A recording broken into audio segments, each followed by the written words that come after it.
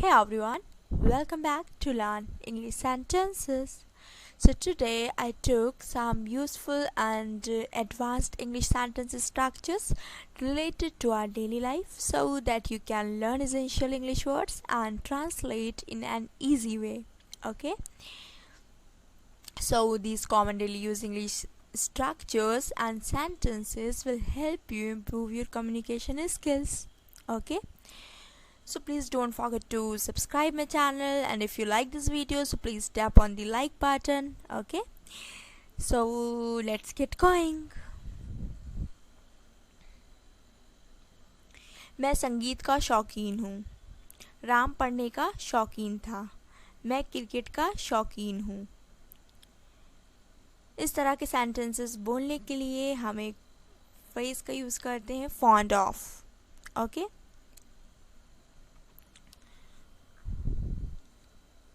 Fond of means होता है शौकीन. ओके, तो हम इसे कैसे यूज़ करेंगे सेंटेंस में देखिए. मैं संगीत का शौकीन हूँ. I am fond of music. I am fond of music. Okay, now next is Ram पढ़ने का शौकीन था. Ram was fond of reading. Ram was fond of reading. Next is मैं क्रिकेट का शौकीन हूँ. I am fond of cricket. I am fond of cricket. तुम इसके शौकीन क्यों हो? Why are you fond of it? Why are you fond of it? Okay.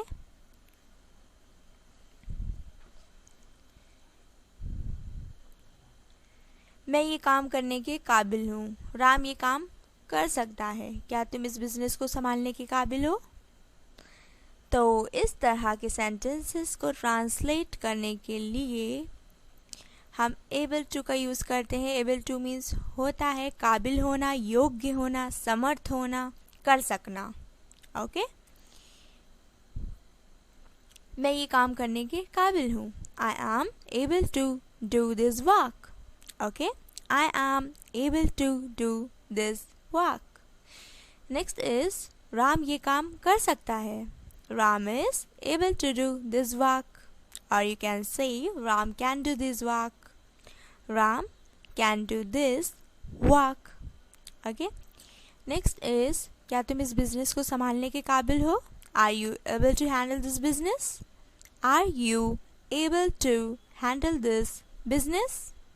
Okay, तो आप इस तरह से सेंटेंसेस को ट्रांसलेट कर सकते हैं एबल टू का यूज़ करके.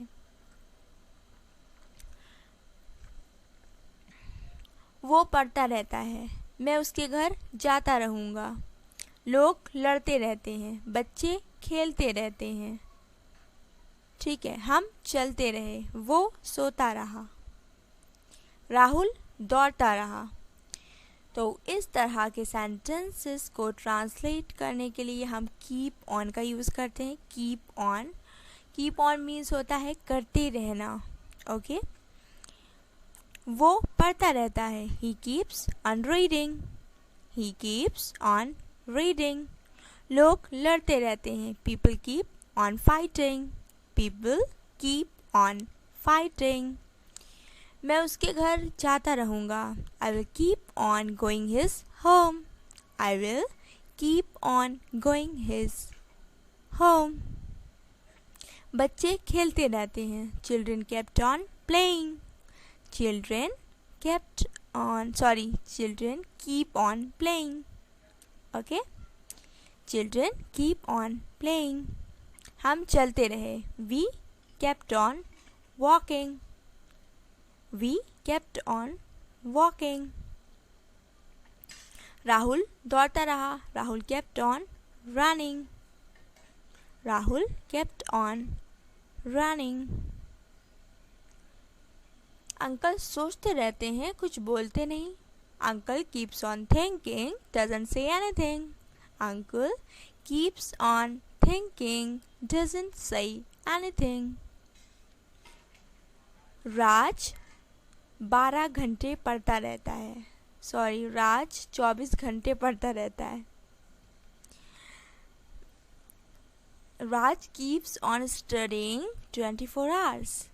Raj keeps on studying 24 hours. Okay?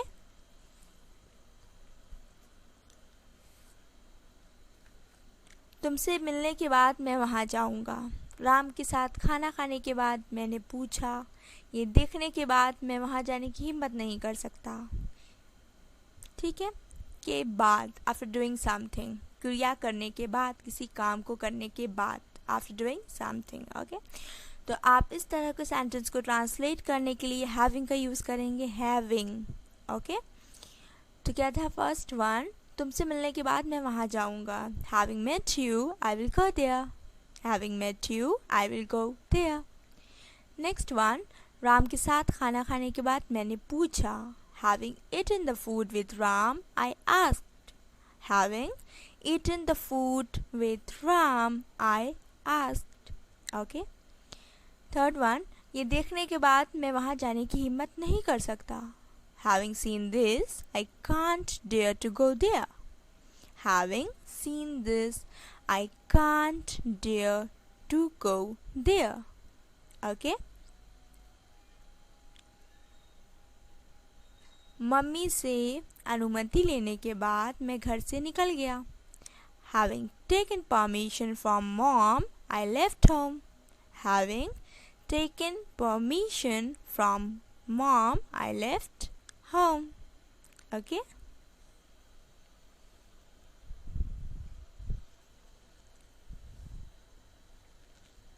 Ram अपने आंसू नहीं रोक पाया। मैं हंसी नहीं रोक पाया।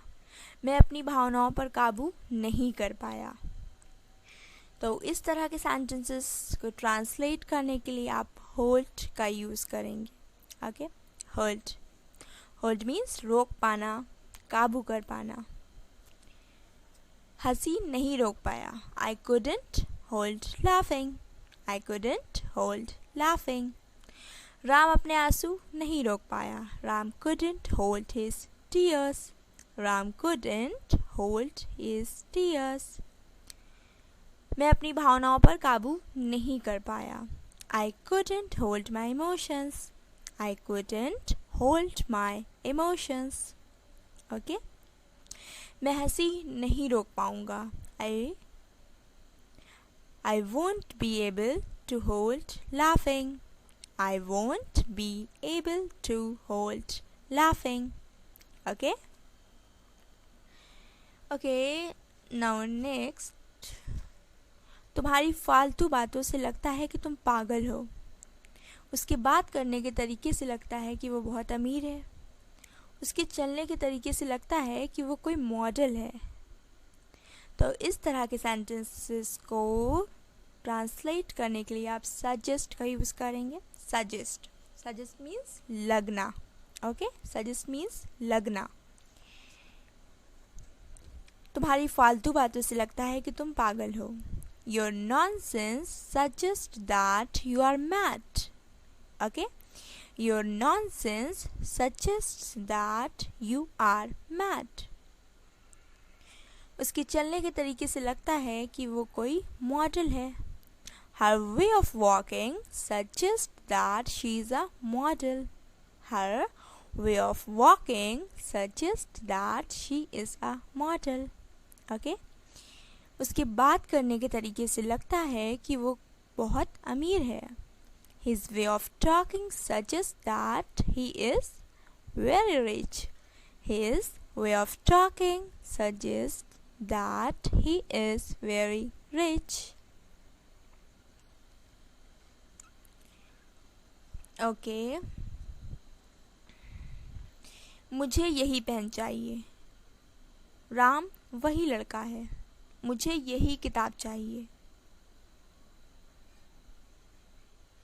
ठीक है, इस तरह के सेंटेंसेस को ट्रांसलेट करने के लिए आप यूज़ करते हैं द वेरी। इसका मीन्स होता है यही या वही। ओके, द फर्स्ट वन, मुझे यही किताब चाहिए। This is the very book I need. This is the very book I need. और यू कैन से, आप ऐसे भी बोल सकते हो, I need the very book, I need the very book. Okay, next one, मुझे यही पेन चाहिए, I need the very pen, I need the very pen. Ram वही लड़का है, Ram is the very boy, Ram is the very boy. यही या वही के लिए आप द वेरी को यूज करते हैं।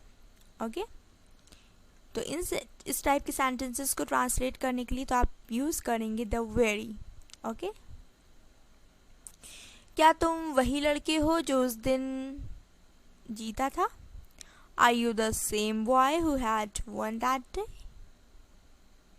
Are you the same boy who had won that day? क्या ये वही मोबाइल है जिसके बारे में तुम बता रहे थे?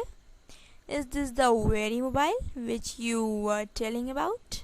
Is this the very mobile which you were telling about? Okay.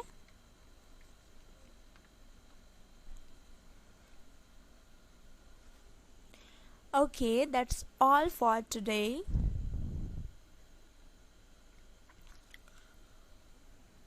So मैं आपको 2 सेंटेंसेस देती हूँ, आप उसे ट्रांसलेट करके कमेंट बॉक्स में लिखकर बताइएगा। तुम्हें पाने के बाद मानो सारे ख्वाब पूरे हो गए। ओके, आप ये स्ट्रक्चर जो मैंने भी आपको बताए हैं, ये यूज़फुल एडवांस इंग्लिश स्ट्रक्चर्स, इन्हीं में से यूज़ करके इसे ट्रांसलेट करके बताइएगा। ये सेंटेंस है, तुम्हें पाने के बाद मानो सारे ख्वाब पूरे हो गए। एंड नेक्स्ट वन इज़, मुझे ऐसा लगा मानो तुमने कई दिनों से खाना ना खाया हो। मुझे ऐसा लगा मानो तुमने कई दिनों से खाना ना खाया हो। Okay, so please translate these 2 sentences, and if this video will help you to gain your confidence and knowledge that can help you to how to enhance your conversation and speaking skills, so please don't forget to share and like and subscribe my channel. Okay, so keep practicing and stay happy. Bye bye.